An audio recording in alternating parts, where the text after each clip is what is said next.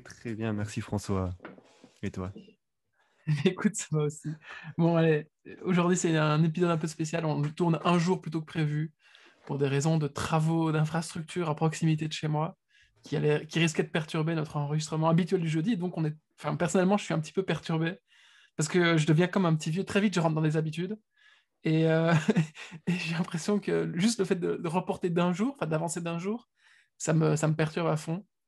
Mais ça va bien se passer parce qu'on est des pros. Alors, en parlant de pro, qu'est-ce que tu as à me raconter aujourd'hui? Qu'est-ce que tu as découvert récemment? Écoute, je vais te raconter une boîte que j'ai découvert récemment, mais avant ça, je vais te raconter une histoire, l'histoire de Jérémy. Je t'en ai déjà parlé un peu en privé, tu vois de quel Jérémy je parle. Pour pas garder ça privé, je lui ai fait un petit audio et je lui ai fait un petit récap de 2 minutes, mais c'était rien de compliqué, enfin rien de très long. Et donc, je vais donner un peu plus de détails ici et je trouvais ce mec génial. Il faut absolument le suivre et je vais vous expliquer pourquoi. En gros, moi, je suis un gros fan de Noah Kagan. Noah Kagan, c'est un des premiers employés de Facebook qui s'est fait virer par Mark Zuckerberg en personne. Et là, le storytelling, c'est qu'il avait un side project.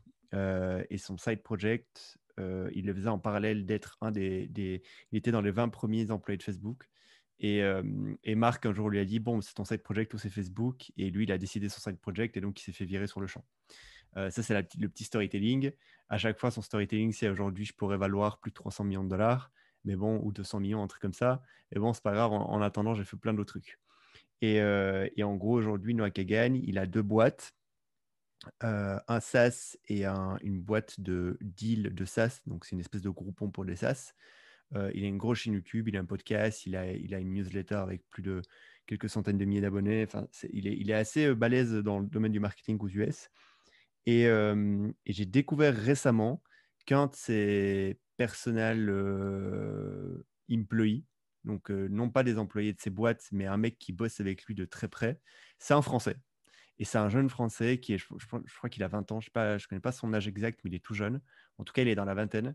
Et je me suis dit, putain, Noah Kagan, ça fait 6 ans que je le suis, je kiffe grave. Il avait fait une émission de télé avec Tim Ferriss aussi, c'est là que je l'avais découvert. Je kiffe grave.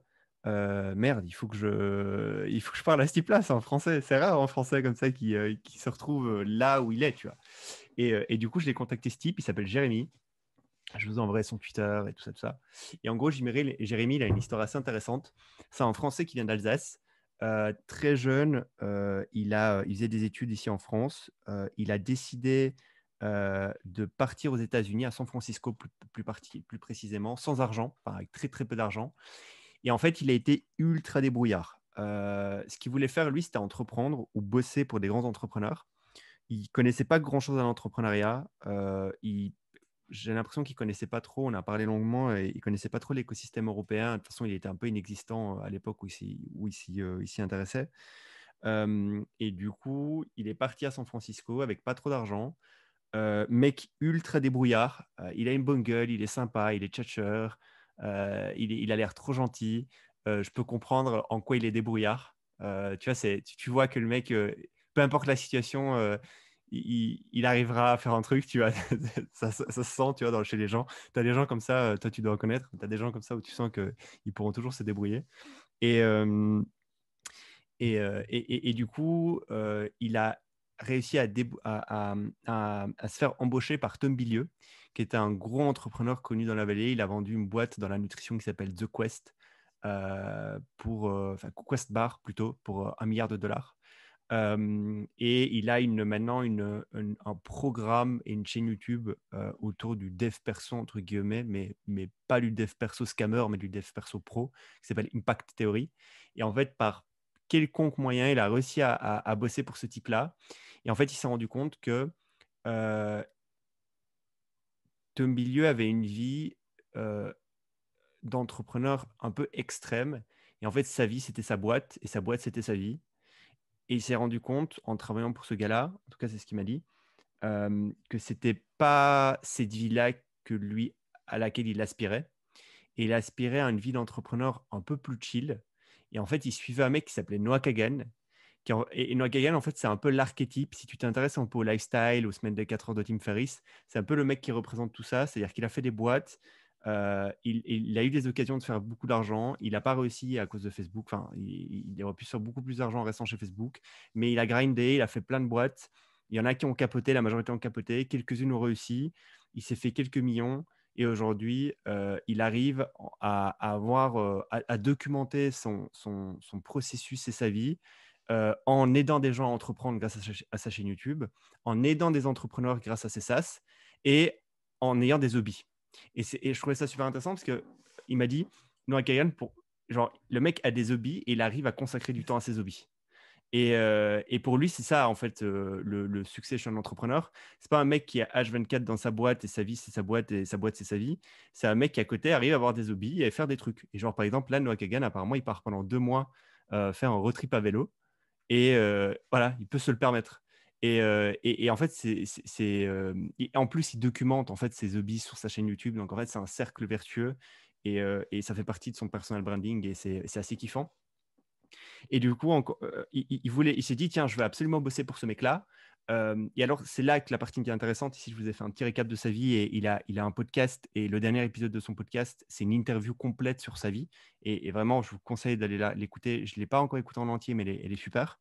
Et, et en gros, il s'est dit, OK, je veux bosser pour Noah Kagan. J'ai bossé pour Tom Bilyeu. Tom Bilyeu, c'est un mec assez connu. Je n'ai pas bossé super longtemps pour Tom Bilyeu, mais j'ai quand même fait des trucs pour lui. Ce qu'il faisait, c'est qu'il a fait au début du BizDev et après du gestion de réseaux sociaux pour ce mec-là, pour Tom Bilyeu. Il s'est dit, comment je peux aider Noah Kagan? Et donc, ce qu'il a fait, c'est qu'il a regardé quels étaient les points faibles de Noah Kagan. Et il a remarqué une chose, c'est que sur ses réseaux sociaux, Noah Kagan était très mauvais. C'est-à-dire qu'il était très bon sur YouTube, il produisait du contenu, il en faisait en quantité de très haute qualité. Il avait une newsletter, il est connu dans le domaine de la newsletter, Noah Kagan, qui est gigantesque. Là-dessus, il est balèze. Par contre, sur les réseaux sociaux, il est un peu nul. Et du coup, il s'est dit, c'est quoi, je vais lui proposer, avant de le contacter pour lui dire que je suis super fan et qu'il faut absolument qu'on soit copain alors que je suis personne, je vais plutôt lui envoyer un email en lui disant que je veux bosser pour lui. Et j'ai remarqué qu'il avait des points faibles dans sa stratégie marketing. Je vais les énumérer et je vais lui faire un plan à 90 jours de comment moi, je ferais pour améliorer ses points négatifs. Et de là, il s'est fait embaucher immédiatement. Et en fait, c'est trop smart. C'est trop smart de ne pas aller voir un mec pour qui vous voulez bosser juste. Alors, déjà, première chose, d'aller essayer de bosser avec un mec pour qui sa vie et son mode de vie vous inspirent et un jour vous aimeriez tendre à ça. Déjà, ça, c'est très malin en termes de personal learning. C'est très, très, très, très, très malin. Deuxième chose, c'est pas juste d'aller le trouver et dire « Ah, je t'aime trop, j'aimerais un jour être comme toi ». C'est « Non, non, non, je vais t'apporter de la valeur. Je vais te mâcher le travail et je vais te montrer que grâce à moi, tu peux step up. » Et il l'a fait. Il l'a fait à travers un email. Et donc, en fait, il a fait le taf que normalement il aurait dû faire le premier jour d'avoir le CDI chez Noah Kagan. Et en fait, il l'a fait en amont, il l'a fait gratuitement et il l'a déposé sur un plateau. Il lui a dit « Regarde ce que je peux faire. Maintenant, dis-moi oui et tu vas voir où je vais t'amener. » Et donc, c'était super méga malin. Et je voulais juste parler de ce gars-là, je voulais le shoot-out. Il va commencer à tweeter beaucoup parce qu'il a quelques projets perso dont je ne veux pas trop parler, mais il a quelques projets perso et du coup, il faut qu'il commence à s'exposer publiquement. Donc, il va commencer à tweeter pas mal. Il va commencer aussi à faire beaucoup de contenu sur LinkedIn. Donc, je vous invite à regarder son Twitter et son LinkedIn, à le suivre. Et juste, ce mec-là m'a trop inspiré. Il est super méga cool et c'est typiquement le genre de mec avec qui j'ai trop envie d'être pote dans les 20 prochaines années, quoi. Et je serais même ravi un jour qu'on fasse un peu, pourquoi pas, le faire monter sur le podcast. Donc voilà, je voulais juste faire découvrir ce type. C'était un pur shoot-out. Je trouve que l'approche qu'il a eue est très très smart. Et voilà. Je sais pas si tu as un truc à dire là-dessus ou pas trop. Yes, moi je me rends compte en fait que dans le passé, quand j'ai contacté des gens qui m'inspiraient ou pour qui j'avais envie de bosser ou dont j'avais envie de me rapprocher intellectuellement, ne serait-ce que par email, tu vois, eh ben, j'ai fait souvent l'erreur de leur demander comment est-ce que je pouvais les aider par paresse. Et ça, Ouais. c'est l'erreur de base, en fait, où en fait, il y a plein de gens que tu kiffes, t'en contactes 10, et sur les 10, tu leur demandes, bon, voilà, comment est-ce que je peux t'aider? J'ai envie de t'aider, tu vois. Mais en fait, si tu tombes sur un entrepreneur qui est soit très aimable, ou un entrepreneur ou n'importe quoi, un écrivain, un politicien, peu importe, qui est très aimable et qui a du temps à revendre, eh ben, il va te répondre. Surtout si tu t'es bien vendu avant. Mais le mieux à faire, c'est quand même de bien se vendre et en même temps de directement, comme tu l'as dit, dire là où tu peux l'aider. Ouais. Alors là, le gars, il a fait une étape supplémentaire, c'est-à-dire qu'il lui a dit où il pouvait l'aider, il lui a rendu le travail pré-mâché, comme tu as dit, tu vois. Mais genre, l'erreur de base, c'est de dire, OK, comment est-ce que je peux t'aider? C'est déjà génial, c'est déjà un super bon pas de faire de faire ce pas-là et d'aller trouver les gens. Mais genre, être hyper précis sur comment tu peux aider les gens, comment tu peux leur délivrer la value, là où tu vois que le bas blesse, ça c'est super génial parce qu'en fait, la plupart du temps, soit l'entrepreneur n'est pas au courant qu'il a un truc qui fait mal, soit il est au courant et il est frustré avec ça et il a personne qui peut s'en occuper à sa place, quoi. Et donc, c'est laissé de côté. Et donc, ouais, donc ça, c'est vraiment un exemple parfait de l'entrepreneur débrouillard et qui, en plus, du coup, comme tu l'as dit, n'a jamais entendu parler des gens qui conseillent de faire ça dans l'entrepreneuriat, dans l'écosystème français. Je trouve ça génial. Quand tu m'as raconté cette histoire, je me suis dit, tiens, qu'est-ce que je serais devenu si, dès le début, j'étais parti aux États-Unis au lieu tu vois, d'écouter du contenu français et de me focaliser sur la France. Parce que finalement, le type, je ne sais pas combien d'années il a gagné en faisant ça, ou bien alors quelle voie directe il a pris pour l'entrepreneuriat. Je trouve ça assez fort. Bravo à lui. C'est une bonne raison de le shout-out. Ouais, grave. Et donc, ouais, je trouve que. Et en plus, je lui dis assez honnêtement, je suis un peu jaloux de toi. Parce qu'il y a 5 ans, en fait, j'étais un grand fan de Noah Kagan, comme je le dis. Et en fait, Noah avait fait une vidéo. C'était Noah ou son meilleur pote, Neville Amedora, je ne sais plus trop. Ils avaient fait une vidéo en mode comment vous devriez faire pour land a job, pour avoir un job chez quelqu'un que vous aimez. Et en fait, il avait un peu donné cette méthodologie-là. Et, euh, et, je- et du coup, à ce moment-là, je me suis dit, OK, si je veux bosser pour Noah, comment je dois faire? Comment je peux l'aider, tu vois? Et en fait, je m'étais rendu compte que je n'avais pas les compétences pour l'aider parce que moi, ce que je sais faire, c'était pas ce dont lui avait besoin actuellement. Il avait besoin d'autre chose. Il avait besoin de gens pour monter pour monter ses vidéos, pour gérer les réseaux sociaux. Et ça, c'est pas des trucs que je sais faire. Je suis très mauvais à ça. En plus, j'aime pas faire ça. Mais si j'avais eu aucune compétence à ce moment-là, et la première chose que j'aurais fait, c'est OK, c'est quoi? Tu sais pas gérer les réseaux sociaux d'un mec, c'est pas grave. Tu as un mois pour tout apprendre et prépare-lui un plan et envoie-lui. Tu vois. Mais j'avais d'autres compétences et j'avais d'autres occasions à ce moment-là de faire des choses et donc c'est pour ça que j'ai fait autre chose. Mais aurais-je dû apprendre ces compétences-là et essayer d'avoir le job chez lui? Je sais pas. Mais voilà. Voilà. Toute cette petite histoire. Et tu voulais parler d'un produit aussi ou pas? Parce que tu as dit Ouais, j'ai mais une vas-y. histoire et... Non, Non, non, non, vas-y, ça c'est lance-toi, l'histoire. vas-y. Bah, Ok, d'accord. non, je préfère D'accord. qu'on ping-pong, tu fais un truc et puis Ok, je te parlerai d'un truc. ok. Vas-y. Bon, alors ça, c'est vraiment anecdote. L'autre jour, il faut savoir que dans la vie privée, Jedi et moi, on adore fumer des cigares. Alors, c'est une nouvelle passion qu'on s'est découvert il y a quelques mois. J'avais déjà testé dans le passé, à mon avis, lui aussi.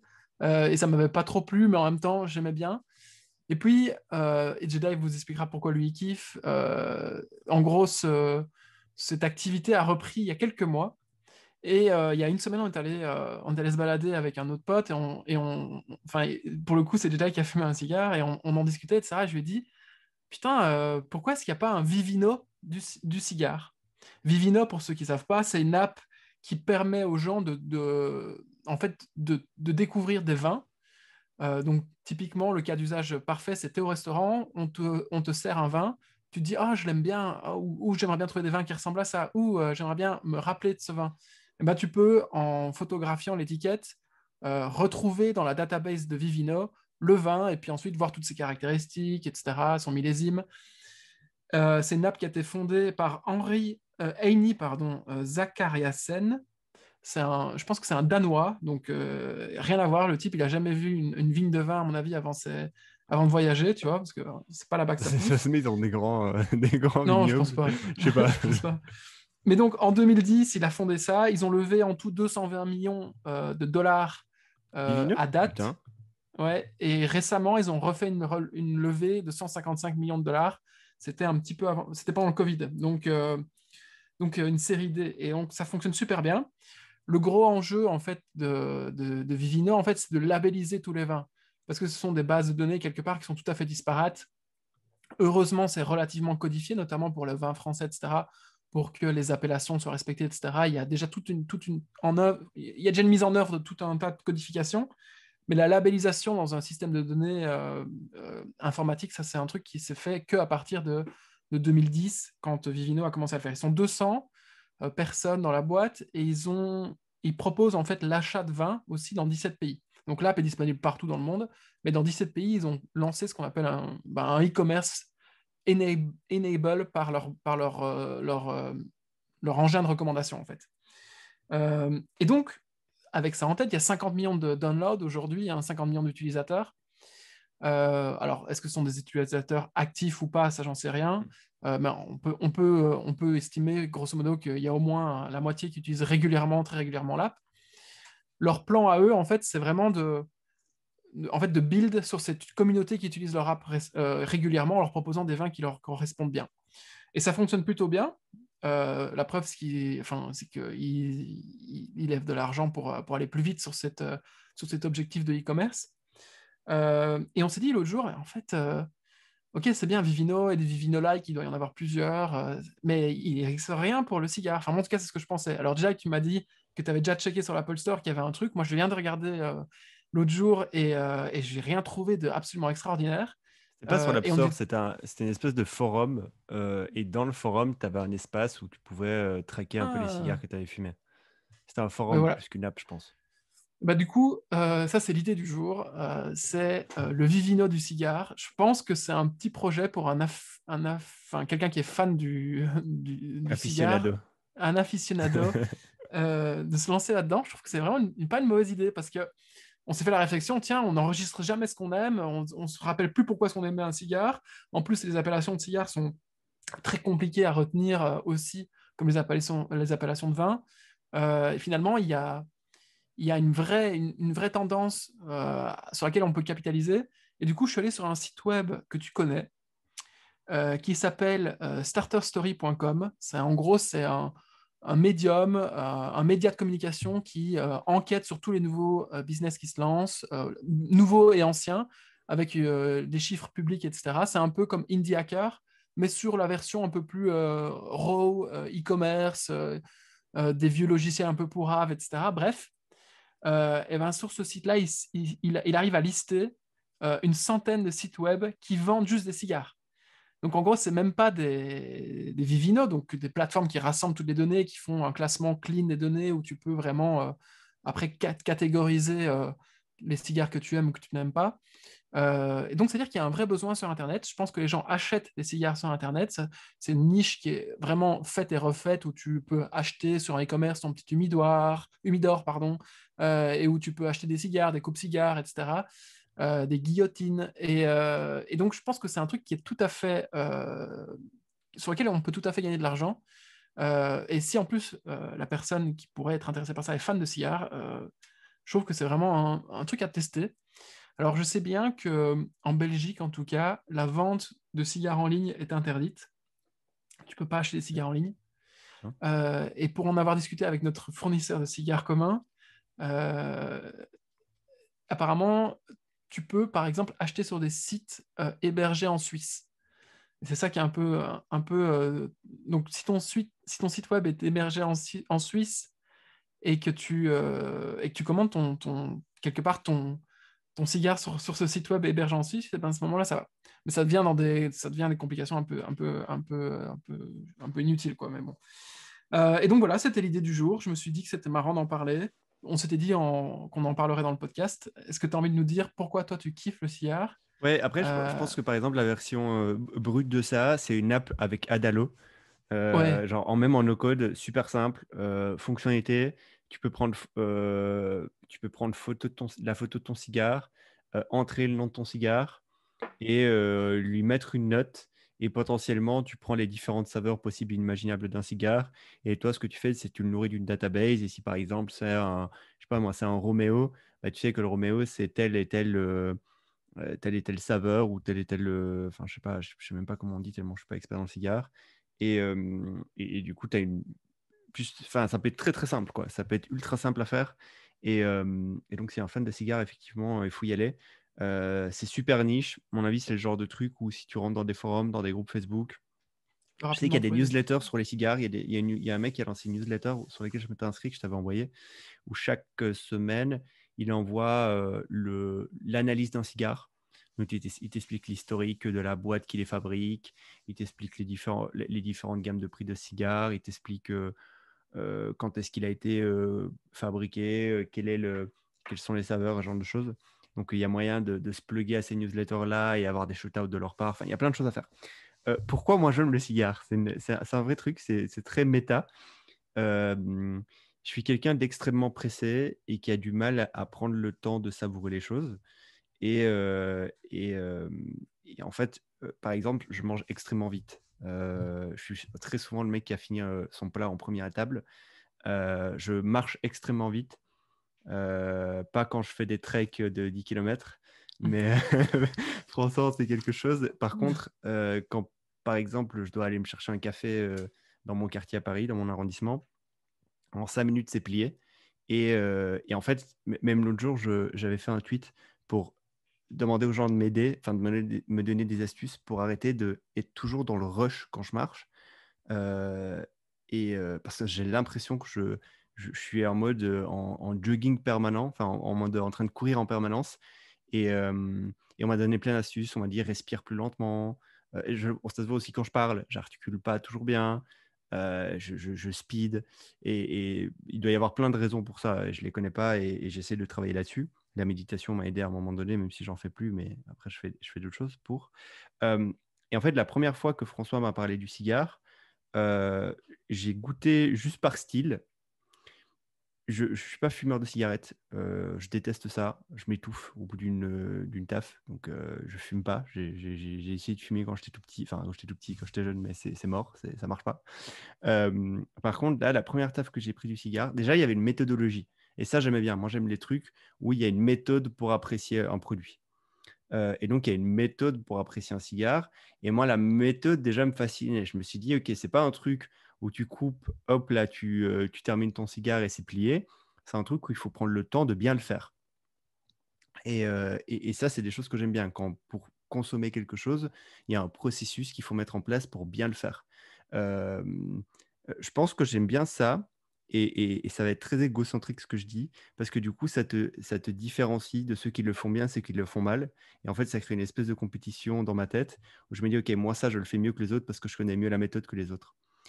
C'est débile ce que je dis, mais, euh, mais Tu peux le très voir souvent, positivement. Tu peux dire il y a une ouais, forme de complicité qui s'installe quand tu reconnais quelqu'un qui fait ça bien. voilà, exactement. Et d'ailleurs, tu le vois quand tu regardes, du coup, je me suis amusé à regarder les chaînes YouTube sur le cigare, etc.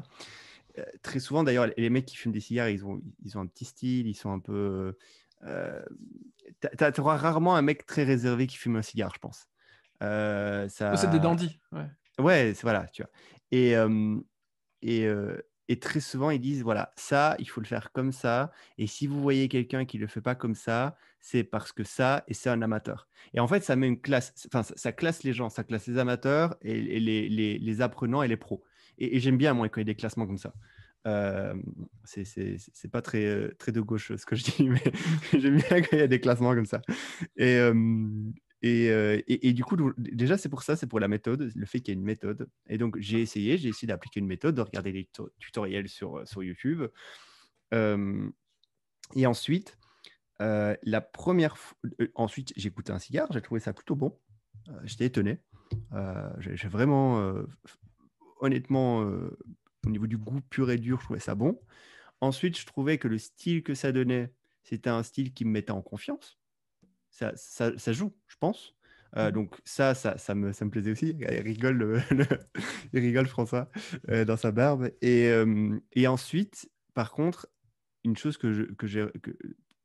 pour laquelle et c'est là, en fait, je pense que c'est là-dessus que tu veux que j'ai, c'est que la méthode de consommation et le temps qu'il faut pour apprécier la consommation totale d'un cigare, c'est quelque chose c'est un processus qui est long.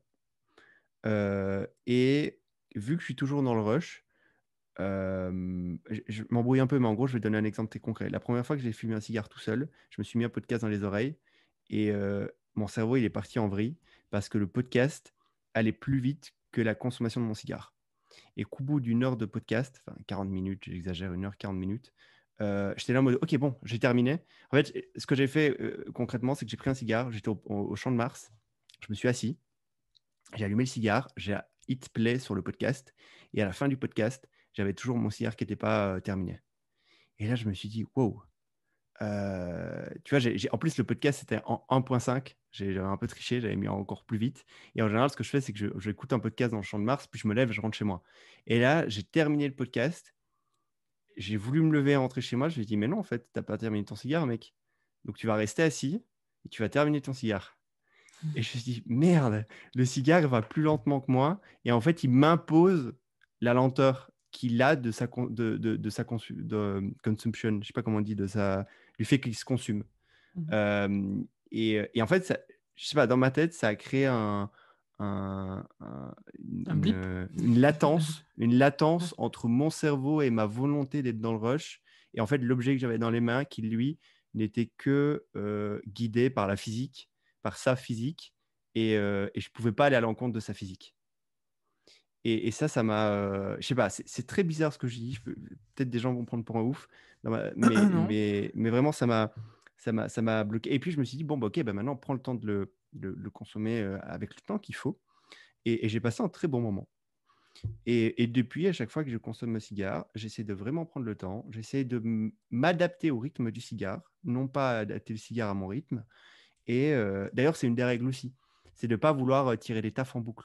Il y a une espèce de méthodologie taf à tirer et de temps qu'il faut laisser le cigare se consommer sans tirer de taf. Et ça, en fait, c'est vraiment le cigare qui te l'impose. Et tu ne peux pas l'imposer au cigare. Et si tu l'imposes au cigare, tu gâches l'expérience du cigare. Et j'ai l'impression que c'est de l'artisanat presque. Tu vois, c'est que Bah tu peux pas oui, aller c'est plus vite. Tu peux pas aller plus vite que la machine. Et, Mm. euh, et, et voilà. Et c'est pour ça que j'aime beaucoup ces moments-là. Et j'espère que c'était pas trop bizarre ce que j'ai dit. Non, non, mais je comprends tout à fait. En fait, tu es en rupture. Le cigare t'impose une rupture par rapport à ton rythme de vie qui est probablement la plupart du temps un petit peu trop accéléré. Et en fait, ça met en exergue quelque chose que toi que tu prends pour acquis, c'est-à-dire la rapidité devant tout, n'importe quoi, tu vois, le fast and furious. Eh ben, le cigare, il est tout sauf fast and furious, et du coup, t'es contrecarré, et ça t'oblige à te remettre en question, et c'est en ça que c'est très fort d'ailleurs. Et juste pour donner enfin, tu sais donner, moi, je pense que mon panier moyen, là, enfin, mon panier moyen annuel sur le cigare, il approche, mais j'ai fait un peu des excès, alors que je suis vraiment débutant, hein. Je pense qu'il approche les 300 euros, là. J'ai pas, je fume pas depuis très longtemps le cigare. Je pense que j'ai acheté 6 cigares au total. Et le prix moyen d'un cigare, c'est 15 euros. Ouais, un cigare moyen, Euh, ouais. ouais, que j'ai payé. Mm. J'ai rarement payé moins de 15 euros pour un cigare. J'ai payé une fois un cigare à 12 euros. Mais la plupart du temps, il est à plus de 15 euros. Enfin, entre 15 et un peu plus. Une fois, j'ai craqué, j'ai pris un cigare à 20 et quelques euros. Mais en gros, c'est 5 euros, 15 euros en moyenne. Et c'est cher. Enfin, c'est cher. Après, Je sais tu pas fumes quelle pas est la ça tous les marge. jours. Je sais pas Mais quelle est la marge. bah, elle doit être grosse quand même, je pense. Il faudrait s'intéresser Ouais, ça, t'as à des ça. taxes, t'as des taxes, t'as des douanes, je pense que c'est l'équivalent, je sais pas ce que vous appelez, si on appelle ça comme ça en France, des accises, en Belgique sur l'alcool, etc. Ouais. Donc, c'est des taxes particulières sur les trucs qui portent préjudice à ton corps, comme l'alcool par exemple. Mm, mm, mm. Et donc, ouais, c'est intéressant. Je pense qu'il y a Et moyen de creuser. ouais, Et et alors, même. vas-y, pardon. Vas-y. Non, vas-y. Et en fait, et du coup, évidemment, moi, quand je m'intéresse à un truc, je me dis, OK, c'est quoi les opportunités business là-dessus? Évidemment. Et du coup, j'avais regardé sur. En fait, je voulais acheter une guillotine. Donc, c'est le coupe, une sorte de coupe-cigare. Et en boutique, la guillotine, je sais, dans le bar tabac dans lequel j'achète mes cigares, la guillotine était à 20 balles. Et je me suis dit, quoi, 20 balles pour ce truc? C'est une lame, tu vois, c'est deux lames qui s'entrecroisent, 20 balles. J'ai voulu acheter un objet pour pouvoir les garder dans l'humidité parfaite, c'est-à-dire une humidoire, c'est ça? Humidor. Humidor. Humidor. Euh, et j'ai voulu acheter ça, j'ai vu 30 balles. Je me suis dit, putain, mais c'est cher en fait ces trucs. Du coup, j'étais regardé sur Internet, j'étais sur Amazon. Sur Amazon, c'était aussi cher, c'était dans les mêmes prix. Et je me suis dit, mais attends, si c'est ces prix-là sur Amazon, ça a combien sur AliExpress? J'étais sur AliExpress. Et alors, sur AliExpress, tu as la panoplie de l'aficionado du cigare. Tu as humidor, tu as coupe-cigare, tu as étui en cuir, en cuir réel. Tu as tout ce que tu veux pour des bouchées de pain. Mm. Et c'est les mêmes produits que vendus sur Amazon. Donc, c'est les dropshippers qui achètent, qui stockent en France et qui revendent sur Amazon. Euh, et du coup, je me suis dit, OK, putain, il y a un dropshipping à faire sur les cigares. Donc, qu'est-ce Bruno que Le j'ai Maire, fait? s'il vous plaît, ne nous arrêtez pas. Je me dédouane complètement de ce que Jedi est en train de dire. Ouais, parce qu'il y a eu un petit message sur Facebook de la part de Bruno Le Maire, comme quoi il faut combattre les dropshippers et les influenceurs qui font la promotion des produits sur le dropshipping. Pour la deuxième partie, je suis plutôt d'accord. Et pour certains dropshippers, il faudrait leur couper les mains, certainement. Mais du coup, et ce que j'ai fait, c'est que j'étais sur AliExpress, j'ai fait de la recherche image inversée, ce que je fais très souvent. En gros, c'est quoi? C'est que tu prends là une photo du fournisseur, du produit chez le fournisseur, tu l'exportes, tu la télécharges, tu vas sur Google, catégorie image, tu uploads l'image, en haut à droite, tu as un petit appareil photo, tu uploads l'image, et en fait, ce que va faire Google, c'est de la recherche inversée sur Google, et donc ça va chercher tous les sites qui ont une image identique ou similaire à celle-ci, et bingo, je suis tombé sur des dizaines de dropshipping, kubacigare.com, des machins, tu vois, les noms de domaine avec des trucs liés à Cuba, Havana et cigares. Et tu as des guillotines à 30 balles, alors super stylées, genre avec des têtes de mort par-dessus, alors qu'elles sont à 5 dollars sur AliExpress. Tu as des humidors en cuir triple XL avec une espèce de avec ton truc de température dessus, mais genre hyper luxe, un peu doré, à 60 dollars alors que c'est 20 dollars sur AliExpress. Tu as Ouais, toute la classique, panoplie, quoi. quoi. Mm. Toute la panoplie du cire. Et alors, j'ai pas approfondi ça, mais c'est trop bien, quoi. Je veux dire, un dropshipping sur ces niches, je pense que le mec qui fume du cigare, il est prêt à payer le prix pour. Donc, si tu le présentes de la bonne façon, si tu fais des jolies photos, je pense que ça peut être vraiment une bonne niche de dropshipper, quoi, ce genre de Mm. choses. Et au targeting, c'est tellement précis comme niche que au niveau du targeting, il y a moyen vraiment de s'amuser, quoi. Voilà, Ok. voilà On tout. enchaîne? Ouais, on enchaîne. Euh, je voulais te parler aujourd'hui du marché de l'Ivy Drip. Est-ce que ça te dit quelque chose? Live et drip? Non. Alors, je sais que ça te dit quelque chose. C'est juste que tu sais pas que ça s'appelle l'Ivy Drip. Tu m'as envoyé une story l'autre jour, où tu m'as pas envoyé, mais tu m'en as parlé, d'un mec que tu suis, qui était dans un resort,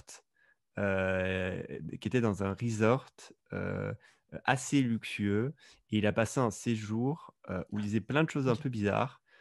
Il avait des intraveineuses dans les bras, il se faisait masser, il mangeait des repas très healthy, etc., etc. Et il a un peu documenté ça sur Instagram de façon plutôt léchée, sans trop donner de détails. Et comme par hasard, je suis tombé sur un truc qui s'appelle l'Ivy Drip, le marché de l'Ivy Drip. Et en fait, c'est exactement ça. IV, c'est pour intraveineuse, et Drip, c'est pour goutte. Et le marché de l'Ivy Drip, c'est quoi? C'est un marché qui est plutôt ancien. C'est un marché très proche du médical, qui est un marché qui aide. Alors, il y a deux catégories. Il y a les gens malades à avoir des remèdes pour pouvoir atténuer certains symptômes de leur maladie. Et puis, il y a des particuliers qui n'ont pas de problème spécifique lié à une maladie, mais qui veulent avoir une meilleure santé et qui, du coup, vont dans des cliniques où ils vont se refaire des beautés, non pas enfin, je veux dire, non pas C'est pas de par la des. chirurgie plastique, quoi. Ouais, c'est pas ça. C'est par exemple, ça fait un an, je suis un DJ. Je vais donner un exemple super clair, tu vas comprendre. Je suis un DJ, ça fait un an que tous les soirs, je mixe. J'essaie de ne pas boire de l'alcool, mais c'est super dur. Un soir sur deux, je suis défoncé. En plus de ça, je prends de la coke. Je suis vraiment lessivé au bout d'un an. Il faut que je me refasse, il faut que mon sang soit clean, il faut que mon esprit soit clean, il faut que j'ai toutes les vitamines pour repartir sur une prochaine tournée. je vais me faire 3 jours d'IV drip, où en gros, je vais me faire changer le sang, je vais me le faire nettoyer, on va m'injecter des nutriments dans mon sang. Je vais manger des trucs super healthy.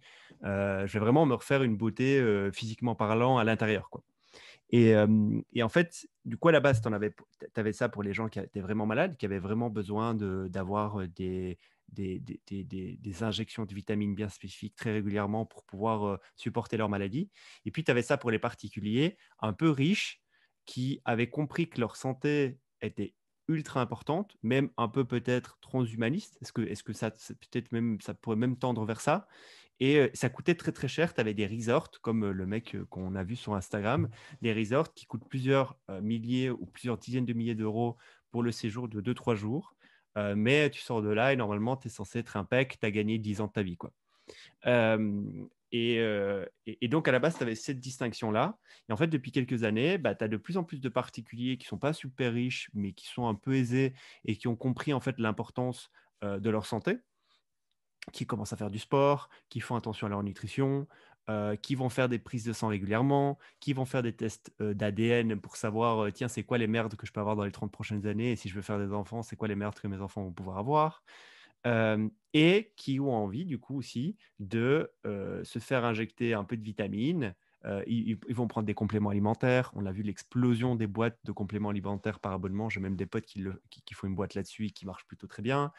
Et du coup, le marché de la drip a essayé de démocratiser un peu ça. Et au lieu de faire des séjours de 3 jours, 4 jours, où ça coûte des dizaines de milliers d'euros pour te faire une beauté, tu peux aller dans une clinique. Alors, clinique ou pas, on verra après, je t'en parlerai après. Tu peux aller dans une clinique, payer 100 balles et choisir. Mais alors vraiment, tu es comme au McDo, tu choisis, OK, moi je veux soit je veux un menu fitness. Par exemple, il y a des menus fitness. Donc, si tu fais du fitness régulièrement et que tu veux empower un peu ton fitness, tu as un menu fitness. Si tu veux un menu détox parce que tu as fait un peu trop de soirées, tu as le menu détox. Si tu as bu trop d'alcool et du coup tu es déshydraté depuis un mois, tu as le menu hydratation. Et après, si tu veux, tu peux personnaliser tes menus en ajoutant des vitamines et chaque vitamine, elle coûte quelques euros de plus, quoi. Et à la fin, tu arrives, tu as ta poche d'intraveineuse, tu te mets sur le canapé et tu as la meuf, l'infirmière, qui te met l'intraveineuse pendant. Moi, je déteste les aiguilles, donc imagine bien, c'est pas moi qui aimais faire ça. Et donc, pendant 1 heure, tu es là et ça t'injecte le produit dans le sang et ça te fait toute une beauté. Et, en plus, tu as des upsells, donc tu peux choisir d'avoir un massage en plus, tu peux choisir de boire un petit smoothie détox en plus, enfin, tu vois le bail, quoi. Il y a une boîte très connue qui fait ça en Angleterre qui s'appelle Get a Drip. Get a Drip, c'est une des boîtes les plus grosses en Angleterre qui fait ça.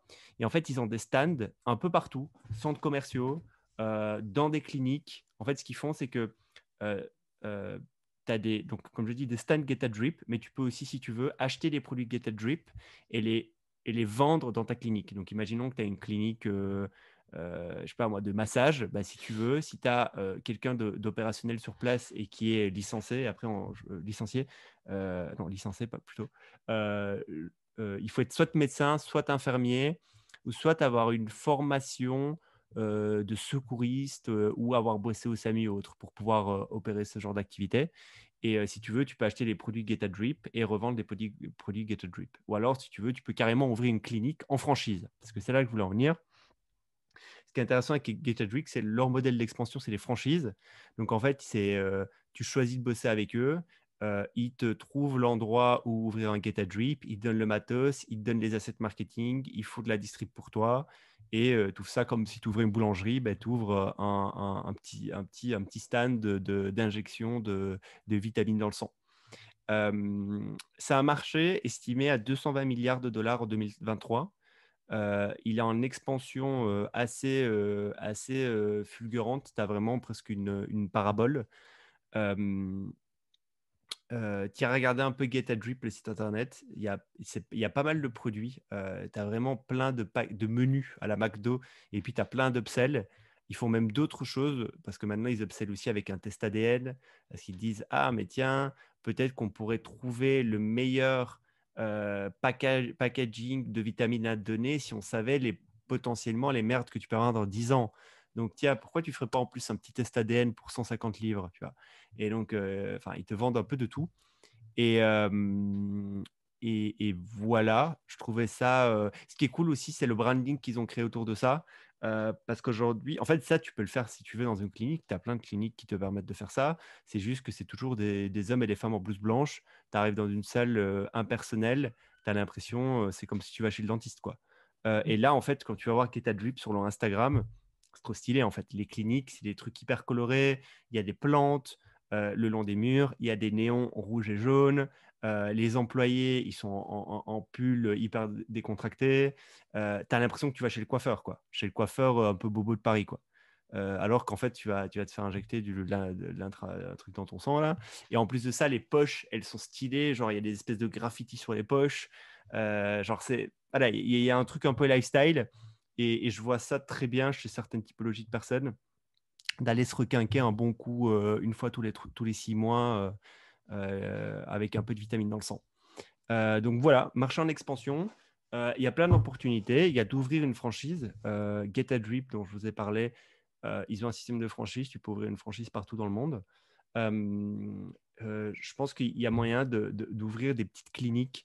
Euh, euh, euh, une clinique, c'est pas très grand. Ils ont des exemples de cliniques qui sont ouvertes. Ça peut être un petit stand avec deux canapés derrière, quoi, et avec le matos. Et du coup, si tu places ça dans des endroits stratégiques, genre dans un centre commercial où il y a une salle de sport, euh, peut-être même dans un aéroport, tu vois, les gens qui attendent entre deux avions, tu as peut-être des gens qui sont prêts à faire ça. Enfin, il y a vraiment moyen de se placer dans des endroits stratégiques. Et en termes marketing, je pense que j'ai regardé un peu les ads de Get a Drip et j'ai regardé un peu ce qu'ils font sur les réseaux sociaux. Ils fonctionnent beaucoup avec des influenceurs. Ils vont chercher des influenceurs dans le sport, dans la nutrition et dans le better self. Et ils les invitent à faire une séance et l'influenceur dit parce qu'en fait il y a un problème il faut rassurer les gens, tu vois. Il y a des gens qui sont ok avec le fait de faire ça et qui vont faire une prise de sang tous les 2 mois, ils s'en foutent d'avoir qu'on leur injecte quelque chose, et ils sont très habitués à ça. Et puis tu as des mecs comme moi qui aimeraient faire ça, mais ça me fait flipper, tu vois. Moi, déjà, j'aime pas les prises de sang, alors en plus, aller faire ça, genre, c'est mort. Par contre, si j'ai mon influenceur préféré qui va le faire et qui me conseille de le faire et que je vois que c'est un vrai intérêt sur la longévité et à long terme, potentiellement que je le pourrais le faire. Et donc, il y a un souci de rassurer les gens. Et donc, les influenceurs, je pense que c'est un très bon moyen de le faire. Voilà, c'est ce que je voulais te faire découvrir. Ça s'appelle le IV Drip Market. Tu as plein de boîtes là qui se créent. Ça pousse comme des champignons. Ça existe depuis 3-4 ans. Et ça pousse, ça pousse, ça pousse. Je sais pas si tu as vu quelque chose de similaire quelque part ou dis-moi. Non, j'ai beaucoup, beaucoup, beaucoup de mal à surpasser l'espèce de réflexe de valeur qui émerge en moi quand j'entends parler de ce genre de truc. Pour moi, c'est la première étape dans la commercialisation du corps. Euh, et je suis vraiment embêté parce que d'un côté, si ça fonctionne, je veux y avoir droit. Et de l'autre côté, je me dis, mais qu'est-ce que c'est que ça, tu vois? C'est vraiment, comme tu as dit, une boulangerie où tu vas passer prendre un pain au chocolat, tu te fous une C'est aiguille ça, dans exactement. le bras et puis c'est fini, quoi. Et j'aimerais bien savoir, d'un point de vue scientifique, si ça fonctionne vraiment quand c'est en mode shoot, tu vois. Mhm. J'aimerais bien savoir. Donc, ça, j'ai un peu regardé le site web pendant que tu parlais. J'ai vu que le shoot commençait à 30 dollars. Ou 30 livres sterling, j'ai pas fait attention. Le panier Euh, moyen, ils en ont parlé. Le panier moyen est entre 200 livres et 300 livres, donc 300-400 $. ok, Le panier moyen. d'accord. D'accord. Bon, voilà. Je sais pas, j'ai pas d'avis, j'ai pas d'input à donner. Mais je pense qu'en effet, c'est le genre de truc qui va se démocratiser et auquel finalement les gens vont faire appel de plus en plus souvent. Mais moi, je préfère encore en mode séjour. Tu sais, mais il y a des gens qui font ça, hein, qui vont, enfin, c'est horrible, mais qui vont dans des cliniques, des hospices en Allemagne, ils vont se faire un lavement annuel Ouais. et puis ils reviennent chez eux, tu vois. Et j'ai l'impression que ça, c'est assez répandu, donc c'est dans la même veine finalement, tu vois. Dans la Et c'est même assez veine vieux ça, parce que pour moi, je me souviens que ma sans, grand-mère sans m'en jeu. parlait. Elle me disait ce qu'elle est allemande. Et elle me disait qu'elle avait des amis qui, X fois par an, allaient en Allemagne, effectivement. Tu avais des centres pendant 3 jours et elles avaient des bains de boue, des massages, elles mangeaient healthy et elle faisait un peu de méditation. elles se faisaient des bazars en intraveineuse, elles avaient un test sanguin, tout pendant le séjour, quoi. Donc c'est un vrai truc, quoi. Genre, je savais pas, enfin, je me souviens, ma grand-mère m'en parlait de ce genre de choses. Mais là, c'est Oui, c'est... vraiment, là, c'est un peu fast-food aussi, tu vois? C'est vraiment, tu arrives, tu bookes, c'est comme chez le coiffeur, quoi. Tu bookes ton appointment, tu arrives sur place, tu t'assieds, on te fait le truc et tu vas faire tes courses, et prendre un McDo Non, à je savais côté, pas. quoi. C'est, Je savais pas. mais c'est toujours dans cette vibe du Ouais. fast et du consommer vite. Et maintenant, c'est aussi transposé à la santé. Et, ça ne m'étonne pas. Ça m'étonne pas. Et il y a des vraies opportunités business à faire là-dessus, quoi. Après, je ne pourrais pas le faire non plus, tu vois. Je suis honnête avec toi, mais voilà, quoi. Bon. Ça me met mal à l'aise, ce genre de sujet. Mais je suis vraiment un gamin. Finalement, c'est juste du business, tu vois. Mais si ça fait pas de mal aux gens, tant mieux. Mais et si ça leur fait du bien, ben encore mieux, tu vois. Mm. Mais je sais pas, j'ai du mal à me projeter en fait. Par contre, faire un séjour d'une semaine, ça oui. Ça, d'office, je le ferai dès que j'aurai ce genre de cash money. C'est un truc que je me ferai au moins une fois par an. Et je vois très bien la vibe dans laquelle tu es quand tu fais comme le type, l'influenceur dont on parlait a fait. C'est vraiment très.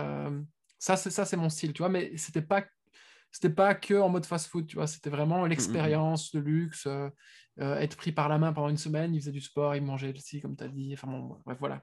Je vais pas redire tout ce que tu as dit. Mais donc voilà, c'était intéressant. Cool.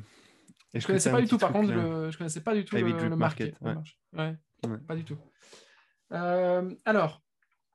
Moi là, j'ai encore un sujet et une request. On est à. Ouais, j'ai le temps. Moi, j'ai plus de Je vais faire, sujet. Donc, je vais vas-y. faire le sujet, ouais. Vas-y. Alors, je vais te parler du. Tu connais Pinduoduo, les gens Ouais. peut-être ne connaissent pas. Pinduoduo, c'est la boîte tech qui a eu la plus grande croissance en Chine au cours des dernières années, qui en fait propose ce qu'on appelle du C2M, donc c'est Consumer to Manufacturer. Et en fait, qu'est-ce qu'ils ont inventé, ces gens-là? Ils ont inventé le group buy. Donc en gros, c'est quand tu te mets en groupe avec tes amis, ta famille, tes voisins, et que tu achètes de façon groupée un bien spécifique pour avoir une marge, enfin pour le payer moins cher en fait. Et en fait, ça s'est développé en V1 avec des produits de type agriculture, donc c'était des salades, des trucs assez frais. Et puis en V2, c'était tout ce qui était home, électronique, les biens et ustensiles divers, etc. Donc c'est une boîte chinoise qui a fait en septembre 2020, au cours des 12 derniers mois qui précédaient septembre 2020, ils avaient fait 222 milliards de dollars de chiffre d'affaires. Donc c'est vraiment un Milliard? gros truc. Milliards, ouais. Putain. Donc c'est vraiment un énorme truc.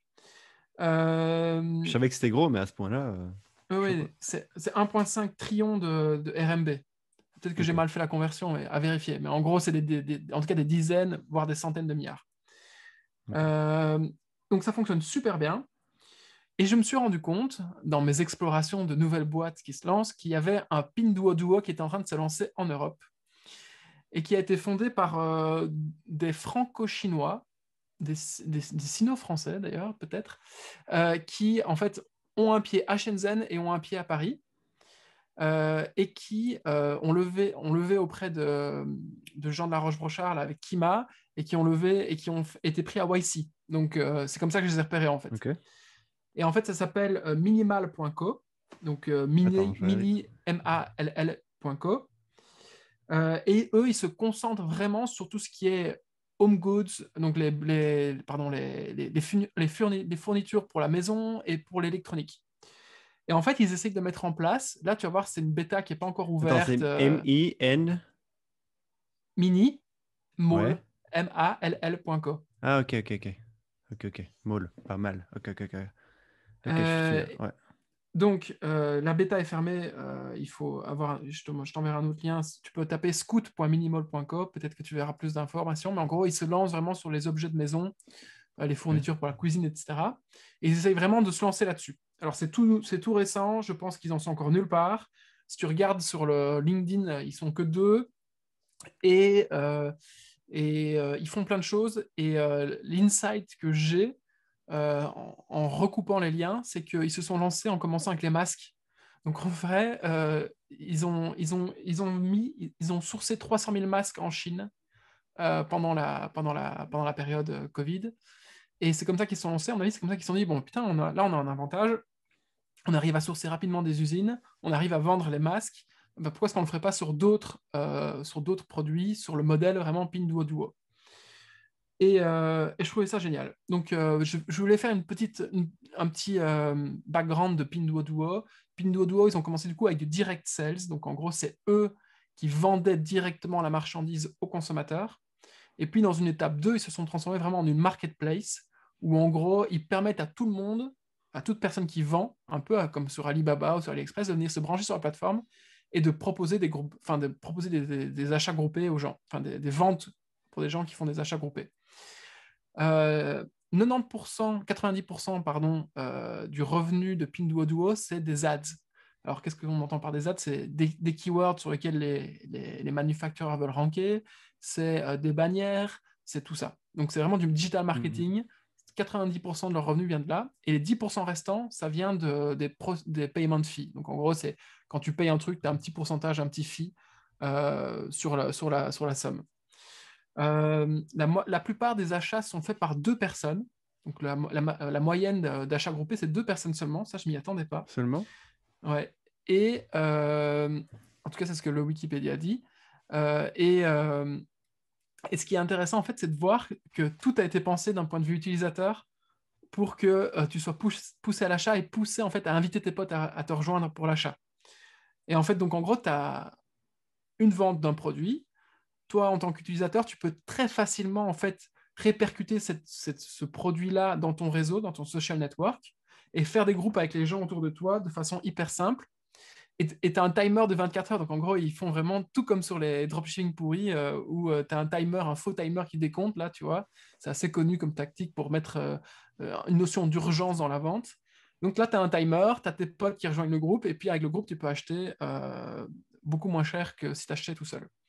Et l'avantage aussi, bien sûr, c'est que après la logistique livre ton produit chez toi individuellement. C'est pas un lieu où tu vas venir réceptionner avec tes potes, quoi. Donc, je trouve ça génial. Et en fait, tout le modèle, il se fait. Et d'ailleurs, c'est très bien expliqué sur minimal.co. C'est en fait, tu as un manufactureur dans le schéma classique qui crée un produit qui est acheté par une marque. La marque fournit à un wholesale, le wholesaler fournit à un retailer, et finalement, le retailer fournit au consommateur. Et tous ces gens-là, en fait, prennent un cut à chaque fois. Et ben en fait, tout le modèle de Pinduoduo et tout le modèle de Minimal, en fait, c'est de dire, OK, on enlève tous ces gens-là. Boum. Et toute l'économie, en fait, qu'on va faire en mettant en lien directement un manufactureur avec le consommateur final, eh ben, on va la répercuter sur le prix, tout simplement. Et vu en plus que les utilisateurs invitent naturellement, parce qu'ils sont incités, d'autres gens à venir acheter avec eux, et ben, le coût d'acquisition de chaque client, ben, il est diminué par 10 à chaque fois, tu vois, enfin, ou par 2 ou par 5, j'en sais rien. Et donc, en fait, le modèle est ultra vertueux comme ça, sauf bien sûr pour les intermédiaires qui, du coup, sont probablement un peu plus dans la merde. Alors, je trouve ça super intéressant. Tu vois, là, tu m'as parlé, et là, je retombe plus sur le nom parce que j'ai un trou d'une boîte qui fait ça avec les. Allez, putain, je voulais aussi en parler. Qui fait ça avec les manufactureurs. Italique. Italique, voilà. Italique, finalement, c'est aussi le même genre de modèle, tu vois. Donc, c'est des modèles qui sont de plus en plus en vogue et qui vont, je pense, vraiment se démultiplier avec le temps. Et finalement, tu vois, toutes les plateformes françaises un peu vieillottes, là, des années 2000, 2010, qui permettent d'acheter, non pas groupés, mais d'acheter des groupements de biens à moindre prix. Là. Comment est-ce que ça... Enfin, il y en a plein, je pense que c'est Vestiaire Collectif, etc. Ouais, je vois ce que tu veux dire. Ouais. Enfin, c'est pas Groupon, mais enfin bon, bref, c'est tout ça. Finalement, c'est aussi le même modèle, mais c'est juste qu'il est agencé différemment et que toute l'expérience ne se fait pas via l'utilisateur et via l'incitation en fait à inviter d'autres gens.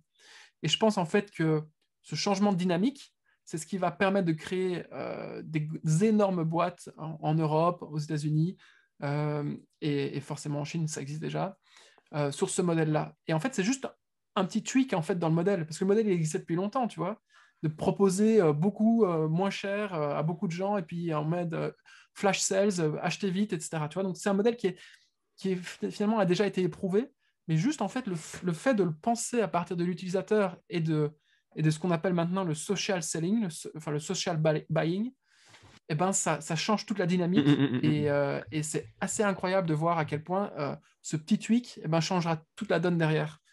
Et je trouve ça pas mal. Ouais. Je sais Et pas ce que tu d'ailleurs, en penses. non, non, et d'ailleurs, c'est intéressant parce que sur Minimal, en fait, ils ont une liste de produits et tu peux demander d'en recevoir un en cadeau. Et comment tu dois faire, c'est tu fais une request et par Pour contre, il y a des apply, ouais. conditions.